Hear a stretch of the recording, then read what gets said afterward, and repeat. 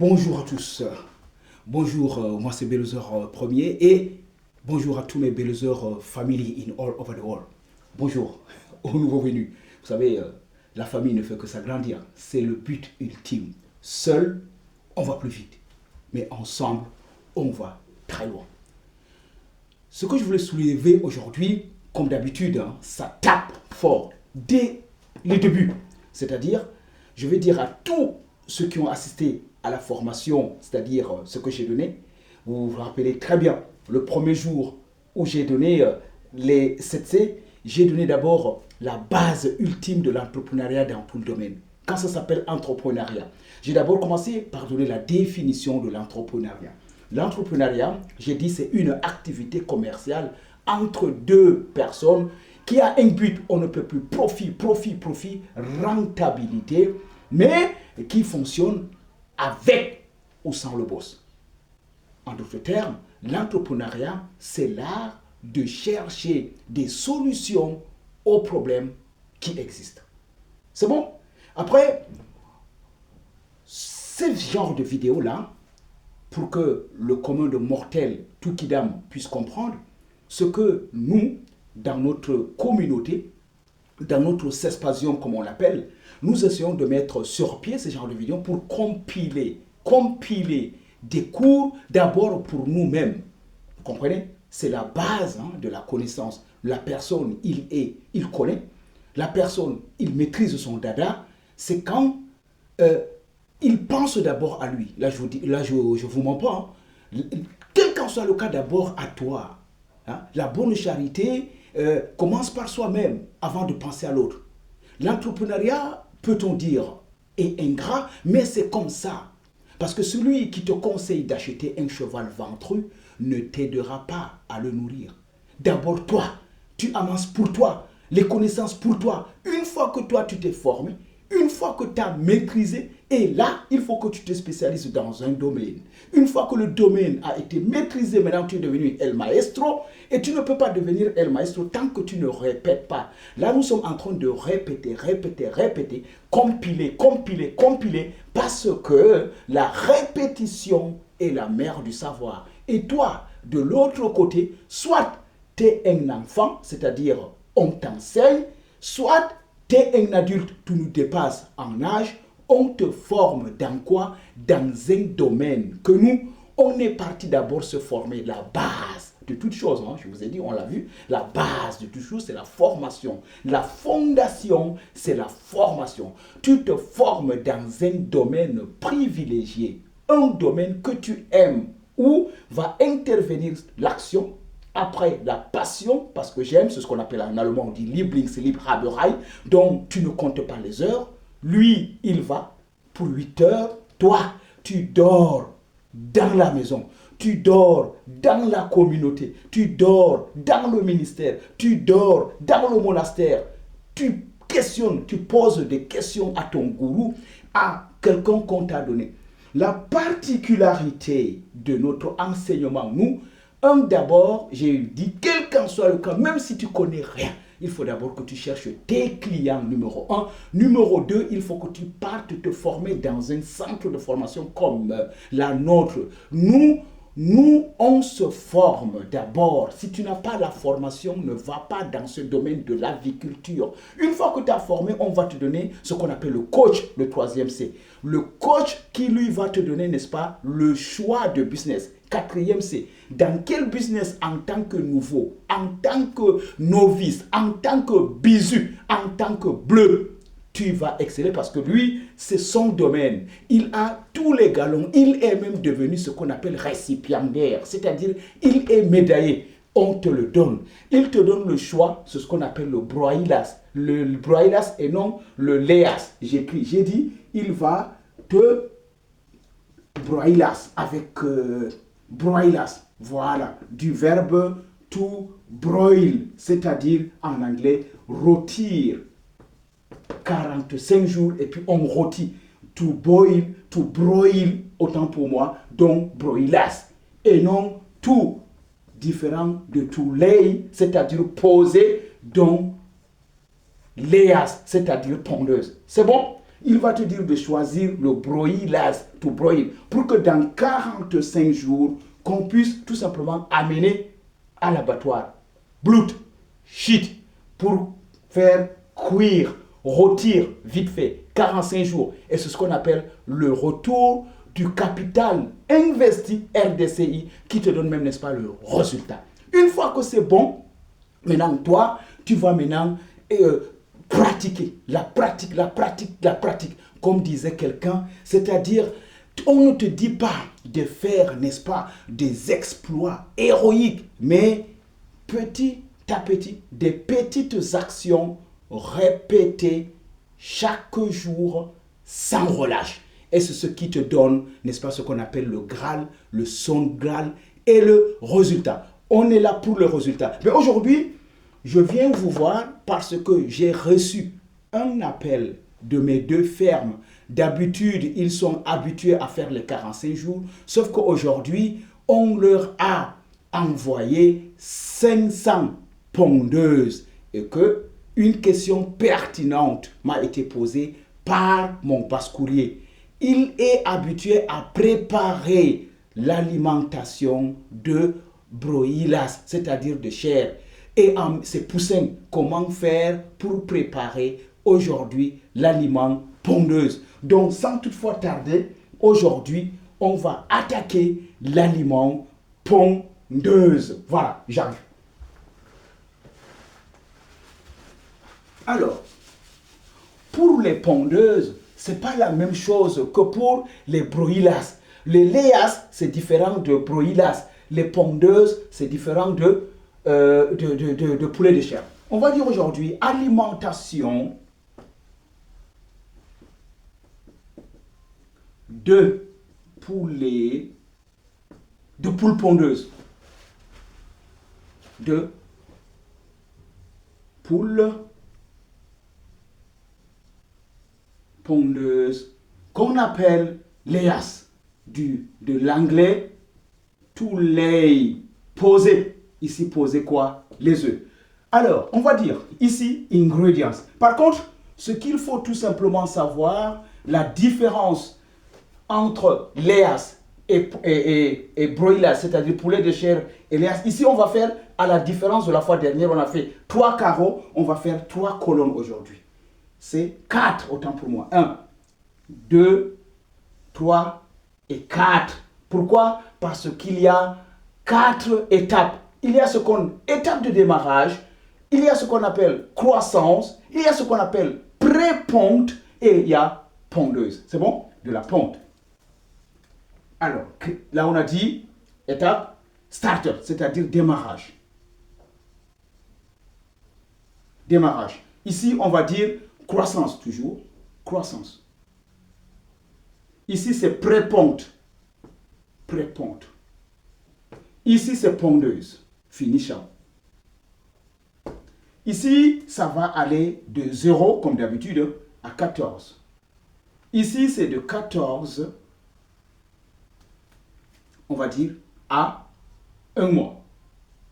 30 jours. Ici, on va dire, c'est de 30 jours, si tu veux, à 4 mois. Ici, c'est de 4 mois, 5 mois et 6 mois. C'est bon? Voilà. Parce que ce n'est pas la même alimentation. Hein. Quand il est en période de pré-ponte, ce n'est pas le même ingrédient qu'on donne, n'est-ce pas, en période de ponte. Sans toutefois tarder, on va dire maïs. Maïs. On va dire ici tourteau de coton. Toujours en fonction de la disposition des aliments. S'il y a par exemple à la place de coton, vous n'avez pas tourteau de coton, vous faites soja. Si soja, vous allez au marché et que vous trouvez que soja est plus cher, vous me mettez arachide. Il n'y a pas de souci. Ça marche. Et s'il n'y a pas de graines de soja, normalement c'est graines de soja torréfiées. Si on ne peut pas mettre graines de soja torréfiées, on me met tourteau de soja. Merci beaucoup. Alors, numéro 1.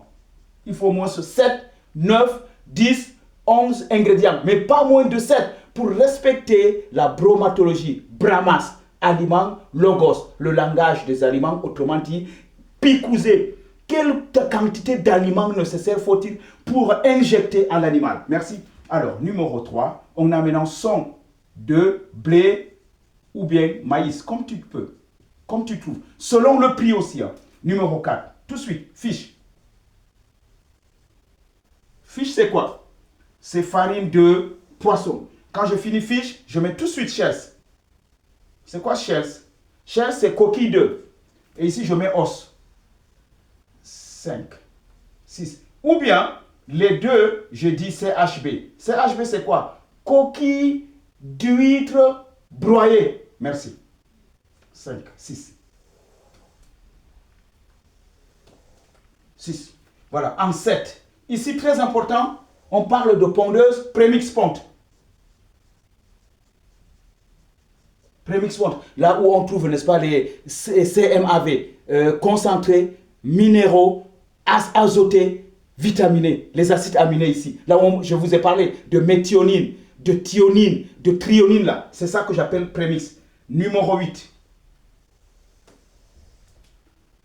Feuilles, très important, pour les vitamines A, K, voilà tout ça là, B1 là, on le trouve, n'est-ce pas, dans les feuilles de moringa, les feuilles de papaye, voilà. Donc, 8. 9. Mettez-moi au moins ce 0,5 dans 100 kilos. Et, bon à savoir, j'ai oublié, hein.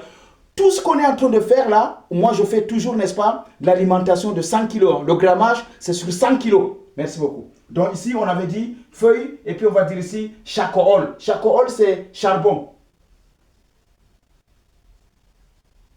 Charbon. Voilà. On a 9. Et en 10e, vous mettez, s'il vous plaît, eau à volonté. Alors, on va aller. Ici, maïs, très important. Donc, 50, 55, 55, 55. Et pondeuse, quand ils arrivent à pondre, 45. Moins 5. Vous comprenez? Ici, on parle de quoi? De glucides.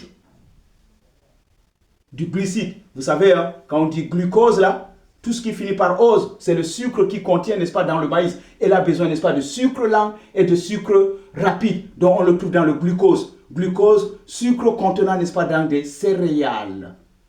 Ça peut être maïs, ça peut être sorghum. Glucose. Fructose, sucre contenant dans les fruits. Saccharose, sucre contenant, n'est-ce pas, dans la canne à sucre. Donc, c'est le sucre. Ils ont besoin de glucides ici. C'est bon? Voilà, donc glucides.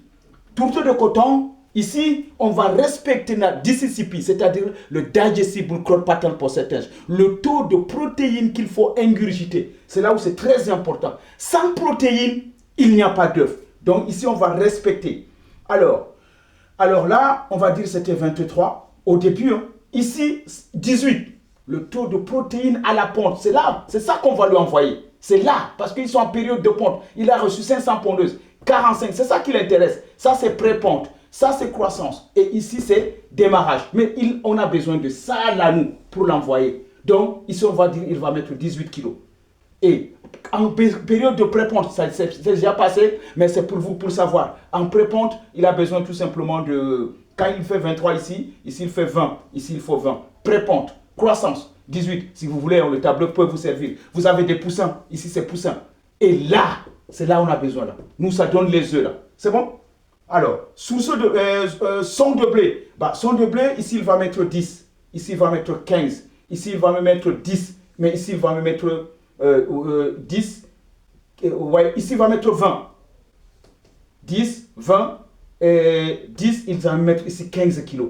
15 kilos de son de blé. Le son de blé, il amène quoi? Les fibres. Ici, c'est protéines. Ici, c'est glucides. Qu'on appelle en anglais carbohydrates, c'est-à-dire le sucre lent et le sucre rapide. Fiche, très important. Il a besoin, son besoin ici, et je vais lui mettre 10 kilos. Très important ici. Pourquoi? Les 10 kilos de shells.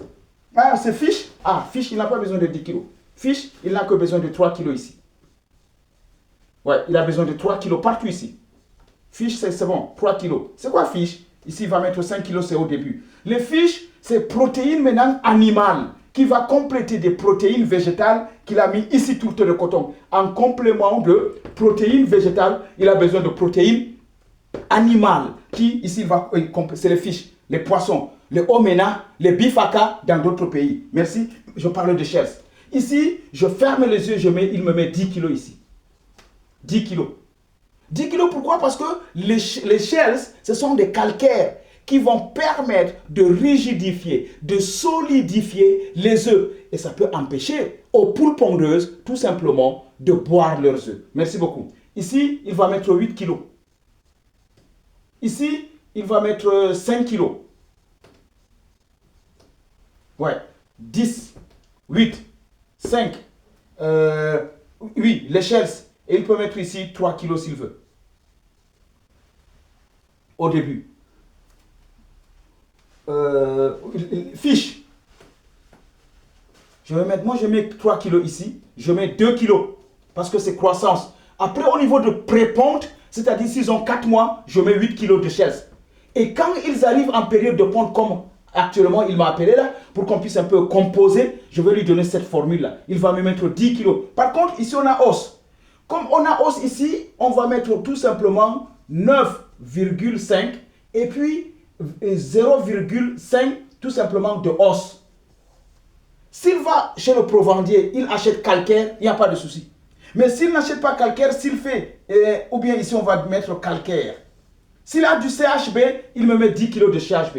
S'il n'a pas le CHB ou bien le calcaire, il met tout simplement les coquilles de calciné là, il broie et puis il met 0,5 demi-kilo de os. C'est bon? Parce qu'à l'intérieur de l'os ici, il y a ce qu'on appelle le sulfate bicalcique, il y a ce qu'on appelle le phosphore et le calcaire, alors que dans les shells, il n'y a que le calcaire. Merci. Alors, os c'est bon. Prémix, il me met 1,5 pour moi.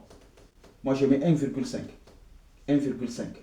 C'est le concentré azoté, minéraux, vitaminés. Voilà, 1,5. Ça donne quoi ici? C'est acide aminé. Voilà. Feuille, toujours 4 kg. Je ne sais pas pourquoi. 4 kg.